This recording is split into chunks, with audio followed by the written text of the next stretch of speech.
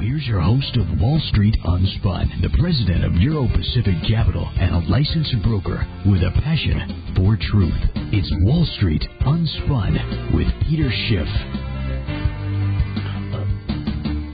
Hi, everybody. Welcome again to another live episode of Wall Street Unspun. I'm Peter Schiff. I'm doing the show live from Los Angeles in the 5 p.m. time zone West Coast, 8 p.m. out on the East Coast. The number to call toll-free, 888-678-9597, 888-678-9597. I do this show every Wednesday evening on shortwave radio, 5.07 megahertz, and on my website, www.europac.net. Anyway, we just came back from the San Francisco Hard Asset Conference. A lot of people showed up there. I know when I gave the keynote address and when I gave my special 2-hour presentation that we emailed out, we had standing room only, probably 1,000-plus people came into San Francisco. Very, very good turnout if anybody was there. Glad to meet you if you want to call in and talk about the Hard Asset Conference. As far as I know, I'm not sure when I'm speaking next. I think it might be the Money Show in Orlando. I'm not positive. Although I know I have another speaking engagement coming out in the Saudi Arabia trip that I'm doing in January. Oh, I know I will be on CNN on Friday. I don't think I put that on the website yet. I totally forgot. I don't even remember what time I'm doing CNN. I think it's in the morning, 10:30ish or something. I forget exactly. When I look at it, I might put it up on the website. So check tomorrow for when I'll be on CNN. I also had a hit on Bloomberg. I think on Monday I did it out of L.A. I don't know if it's on my website. No, I saw it up on YouTube. Speaking of YouTube, the YouTube clip that I did, or not that I did, that was done about me, the Peter Schiff was right one.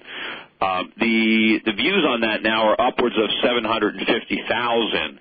I think it's going to go over 800,000. There is an article about that video in the New York Times, which is online right now. It comes out tomorrow.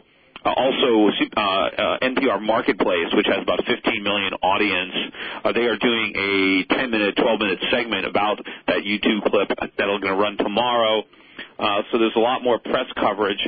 I still think ultimately that clip is going to get to over 1 million views, which is pretty remarkable. So many people are able to see it. There was another YouTube clip that somebody else had put together that I thought was kind of interesting. It's not the same person. It looked like it was a different person. It was called Peter Schiff Analogies, and I sent out the link to it. I think it was pretty interesting because, I always talk in analogies. I always try to explain things, complex things by using simple analogies. And so somebody had basically picked up on that and went over a number of different appearances that I've made over the years and just kind of focused on the analogies and put them all together in a 9.5-minute clip. And I thought it was interesting because it's good at helping to explain, what's wrong with our economy and why the government policies supposedly to fix the economy are in fact making the economy worse. So that one is called Peter Schiff Analogies, and I think it's, so far it's about 30,000 views. I think pretty much it's been seen by my database. I don't think it's been picked up yet by all the blogs and everything, and like the other one. I don't know. I think the reason that the other one was so successful, and I don't think this one will be able to generate nearly as much of a buzz online, is I think that what was so good about the first one, at least good in that it made people want to watch it.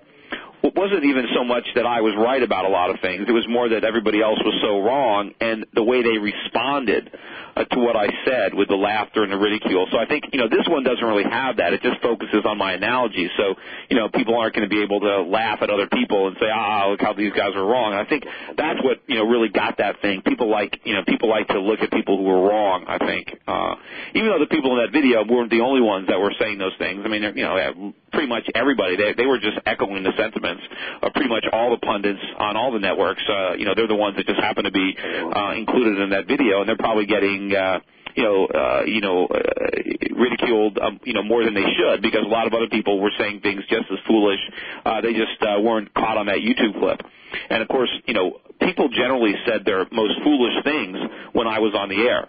because I was the one who was coming out predicting the gloom and doom, and so they would have to come back and say why I was so wrong. If I wasn't on the air with them, then they wouldn't, have to say those things because there was nobody else saying what I was saying. So it's just anybody who was unfortunate enough to be on television with me, they happened to be caught at their worst moments because I forced them to say things extreme that ultimately looked foolish, once everything happened. But also I know. Apparently, I haven't heard this. Somebody forwarded me. Mike Norman had said some things again, and I think apparently he's still getting the hate mail. I don't know, but I mean, what we don't want is I certainly don't want people to, look at what these people said on these things and go out of your way to send emails to Ben Stein or Art Laff or Mike Norman, negative emails. Oh, you're an idiot, you're a moron. I mean, you don't need to do that. I mean, I don't want, and it gives us a bad name too. Some of my fans or me. I mean, there's no reason. They were wrong. That's all. Like everybody else. I mean, they were, as I said, they were no more wrong than the thousands of others who got this completely wrong. They just were not on the air with me and were not featured in the YouTube clip because there are plenty of other people who said things, just as foolish as these guys that were on the air with me. They didn't make that clip. I mean, whoever put it together, that's what he happened to choose. But there are plenty of other guys that could have been included and other big names that could have been on there that were acting just as foolishly. But anyway, you never want to send negative emails to people. I get them occasionally myself. I mean, I don't get that many, fortunately. I mean, most of my emails are positive, but, maybe 1 out of 100 somebody says, oh, you're a jerk or you're an idiot, you're a moron. But I think you definitely don't want to threaten people. I mean, that's, I think he told me one time off the air that people had given them death threats or something, and, obviously that's out of line. I mean, no matter what people do, you don't want to threaten people, you don't want to threaten their families. But anyway, let's go and, talk about what's been going on in the markets. I mean, again, the news just keeps getting worse. The economic numbers just keep coming out every single day, more horrific than people think. We keep getting new bailout monies. I mean, just in the last week, you can't even keep track of the hundreds of billions of dollars that gets authorized. I mean, now not only, are the auto companies look like they're going to get a bailout, but, now you got all the state governments. I mean, Arnold Schwarzenegger is declaring, I think, a state of emergency. You had all the governors were meeting across the country with Barack Obama, basically begging for money. And, of course, Barack Obama doesn't have any money. I mean, all they have is a printing press. And basically the state governors are saying, look, we can't print money. You can. So while you're running off all these trillions, can you run off some for us? And that's basically what's going on. And, the printing presses are just going to run a nonstop. And, now that they're going to bail out